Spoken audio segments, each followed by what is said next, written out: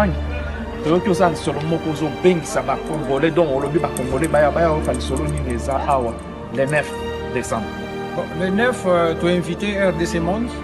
Donc RDC Monde à Kouya on a Mulhouse. Donc tu as invité bango pour baya tout sur on a bango pour comprendre c'est quoi l'RDC Monde. RDC Monde banani bakoya pona o batu bakoya koyoka bo batu pasana mitune belo ba mitunaka. Si, tu bien si il y a staff mon RDC Monde bakuzala awa. En commençant par maman présidente Pauline Lumumba. Donc bakuzala pe donc il a présidé séance conférence wana. Donc voilà donc vraiment toujours senga bino boye belé parce que les ali Kambozo concerné vraiment bisonyo surtout ba congolais. Donc RDC Monde Isaya yo Isayanga Isaya bisonyos. RDC Monde yayo yanga ya bisonyos initiative ya malamu il faut tout tombola il faut peut-être tout pousser ngo to benda kate mais faut tout pousser ngo pour RDC Monde ozana biso balobi olobi le 9 il y a le 9 décembre donc na 15h. Le 9 décembre na 15h awa na siège ya ba congolais sika ba congolais bakuta na kana na adresse ko pesa adresse ko na ba ko ba Basel ba ko ta 37 rue des Abeilles. Donc 68 200 012. 37 rue des Abeilles, 68 200 012. Beaucoup de place ba congolais ba kuta na ka Champagne. Na siège ya ba congolais place association Je suis congolais bazalaka. Awa. Donc eza place à bungate marché za pembeni awa utunika rue des Abeilles. Pangi ko bakisa pona bandeko ba ya bandeko banani ka ba congolais ou bien ba ko ya pe. Non, tout ça qu'on invité bande cognos surtout na bami à Congo. Le problème c'est que ils ont un problème là sur congolais donc on a vraiment des besoins des congolais. Donc tous allez belé et puis voilà quoi. Voilà, ils ont histoire na biso moko ba congolais non d'abord. Congolais ko zanga te ce que zangi c'est que pour zana doute na yo ezali kama ba congolais surtout to la tango. Ndeko ndenga ba otote ya biso lelo to reconnaître ba mérite abatu. Il faut tout reconnaître, il faut tout reconnaître Ndeko Eliezer. Tant que Misaka par initiative à Kitoko Boy, à Sali pour na yété, pour la famille na yété, mais à Sali pour na bisogno sur la Congolais. Faut tout auto tombo lango. Faut tout banda reconnaître maintenant bazar bomoy. Ndeko Eliezer, merci encore na initiative Boy. Tous avons pour nous je suis congolais na Mulhouse, bazar sima RDC Monde. Mbote bandeko balandia to komwa pito kutene to kutana de mesana ko sulula ko yebana ko partager quelques minutes on a bino bande ko balende to komo wapi bo kam wate so bo moninga lelo na bandi die équipe boyebi keno ndenge zara kaka to komo wapi ze équipe donc tu équipe donc emo po komo ndeko lieze emo komo na die équipe emo po moni zolo emo moni epenge fofana emo po moni manix kembolo emo po moni die makesela awe zanga ndeko na bio die kiku to lelo Congo to kisa so la moki na nini kisa so ele na programme ya mwana mboka Félix Antoine Tshilombo Tshisekedi oyo azo akomi lelo bongo asale mobembo na ye kotokune ya Goma koto bande ko na biso akende ko abi lelo na banda campagne na ngai place ko lancer campagne na ngai et place oyo balobaka bande ko bakufaka chaque jour ezaka ba guerre chaque jour ba violer chaque jour ba sali boy akiko lancer campagne na Goma et pa ba kitikuna mwana mboka Félix Antoine Tshisekedi kitina Goma elongo bongo na mwana mboka Vital Kamerhe VK bazala mabele elongo na mwana mboka Vital Kamerhe directeur de campagne na yedi na temps auto ça dit ko zela bozela quelques minutes bokozwa donc image mobimba ya atterrissage na bango na Goma oyo et pa wapi mwana mboka Ndeko Eliezer na équipe mobimba ya to komo wapi bazala na équipe ya Ndeko Félix Antoine Tshilombo bazo ko accompagner na Goma bokomona pe awa kaka na toujours na to komo wapi même Martin Fayulu pe joueur Rokita et pas Rokita soki pe na Bandundu s'occuper na Beni, s'occuper na Kasai, s'occuper na Chikapa, s'occuper na Lubumbashi, bon on a toujours Ndeko Eliezer à accompagner bango. Awa biso, nous sommes toujours bon moko nde to sangana po mboka soki ne liboso. Po to longa bo umbu oyo na passe oyo. Tala ndenge ki chasse poli. Tala ndenge Congo ezali, insécurité pai, koto ba boma, koto ba yiba. Koto ba batu bakangaka bango te ba procès bande suka na sukate et comme na sukate besi ba okufa epai kaka ba voter biso bo voter biso ne po bongisa nzela to continuer okufa bo kana mo tema muke eloko muke ngai nazaki ministre ya enseignement supérieur na tango na ngai ba professeur bando ko zo salaire malonga te na tango na ngai be étudier bando okufa nazo pesa ordre ba police ba contacter aussi universitaire o est interdit mais lelo oyo na commencer sous na la candidat président de candidat député ya député national na tebe banderole na ngabo voter ngai na zongi na ko papa social bosala boy tant que bo voter ngai na relégation ministre non na ko sala même musala na sala ki liboso ya boya na futa batu ya ko bomisa batu ya ko yiba mbonga l'état ya ko bebisa Congo musala no sala ya président eza musala na ngai donc yango za kati na ngai o pasala ka bolamu ata bo voter abane continuer ko sala bolamu yangwana et pas wapi ndeko les azo accompagner ba candidat président de la République ako accompagner bango nyonso ezala Martin Fayulu badidi ezala Antoine Félix Chilombo to ko accompagner ne ba bandi ko accompagner na Goma bokola na ba image nyonso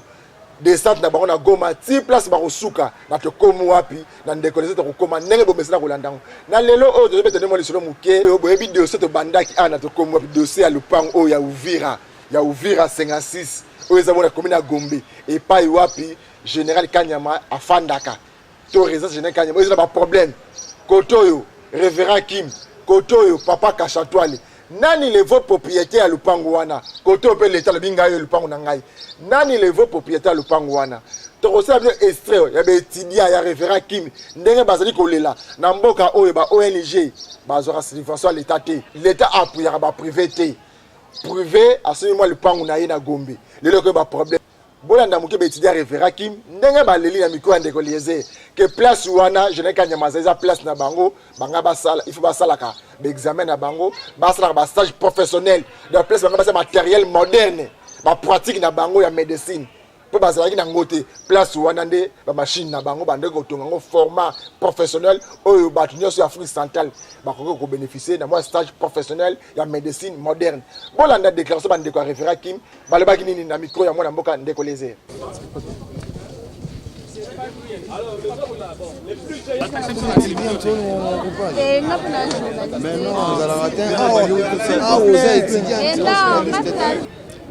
Déclaration des étudiants de l'université Révérend Kim sur la parcelle 656,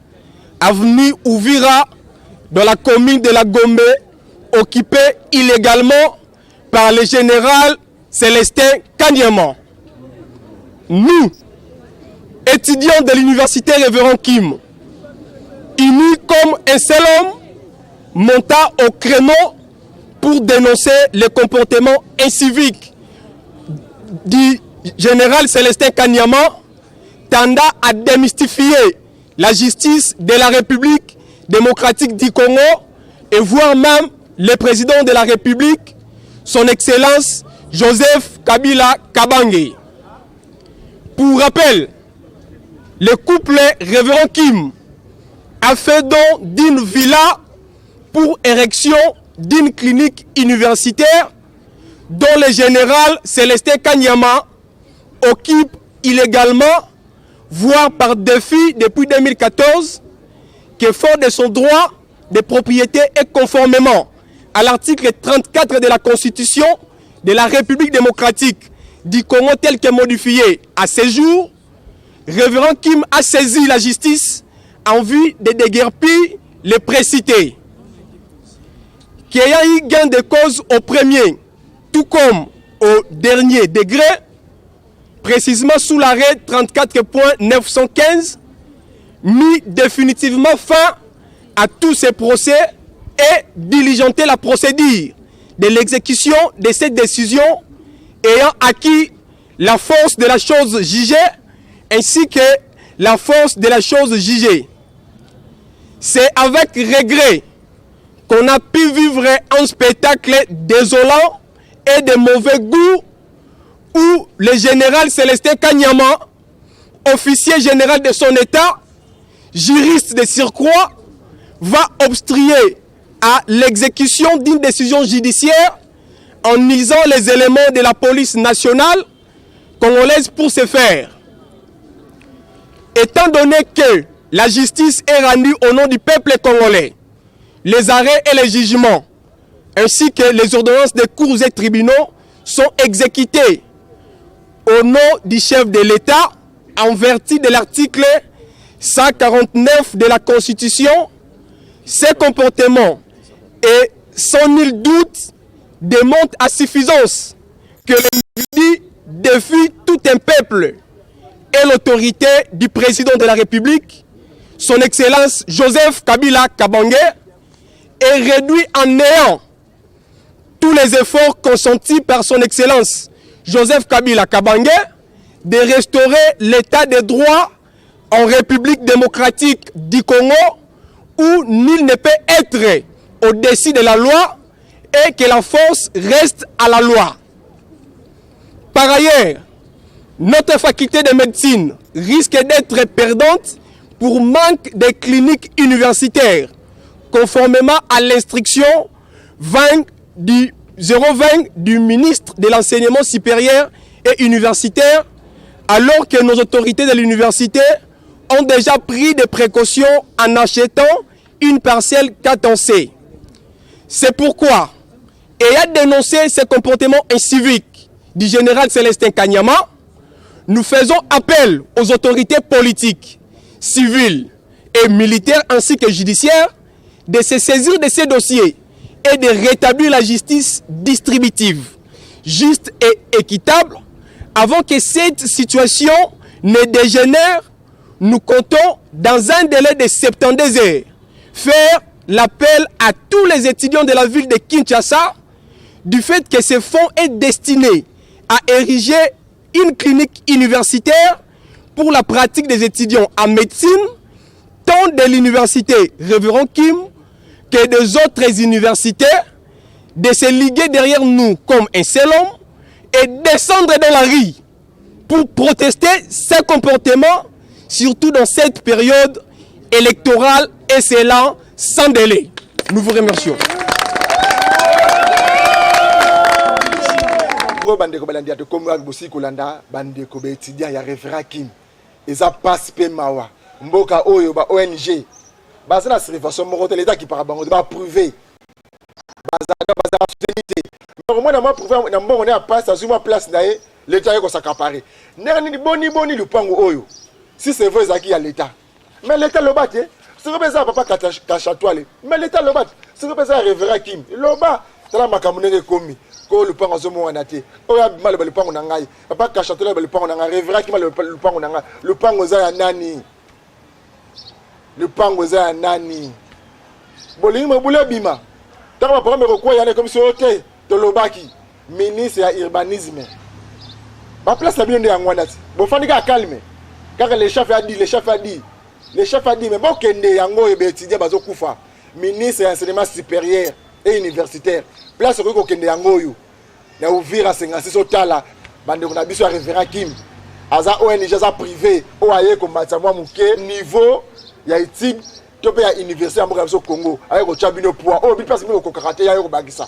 asali no mwelo ko muke yango na bokangi maintenant moi ça bloque les matières de la Kinshasa moi ba évoluer exact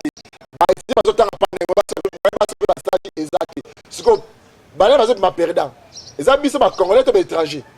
parce que ba na référent Kim eza biso ba congolais eza ba étranger ba na biso bande ko na biso ba masse na biso ba ya na biso de bazo tanga na référent Kim place on la pratique eza place ba sombaki ba la pratique yango wana e comme lelo général Kanyama lelo papa Kachatwale nani les vos propriétaires le pango wana bande ko bazo lela bokini basi ko lela de tu ko isa bien ndeko les aza bel et bien quoi aza la délégation oye et accompagner ndeko Antoine Félix Tshisekedi na kata Goma